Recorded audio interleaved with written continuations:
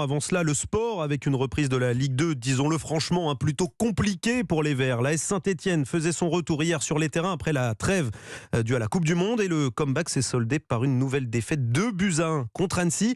Axel May, la crise est profonde pour le club stéphanois qui reste bon dernier de la Ligue 2. Oui, et si j'osais une pointe d'humour, je dirais que les Verts ont changé de couleur en étant lanterne rouge de Ligue 2 après leur relégation en 2e division la saison dernière. Les Stéphanois continuent à s'enfoncer et entrevoient désormais la 3e division.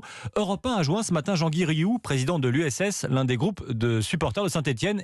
Écoutez son dépit. Malheureusement, le Père Noël n'est pas passé pour la Saint-Etienne, c'est clair. La défaite d'hier révèle le malaise qu'il y a depuis de nombreuses saisons. On perd encore 2-1.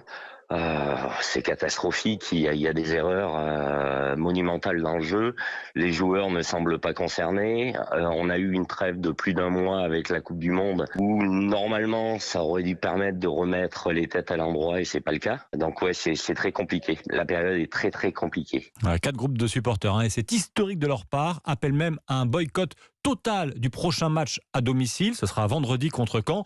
Et surtout, ils espèrent que le club, promis à la vente depuis des années, trouvera un repreneur capable d'injecter de l'argent frais et d'insuffler une nouvelle dynamique. Merci Axel May du service des sports d'Europe 1.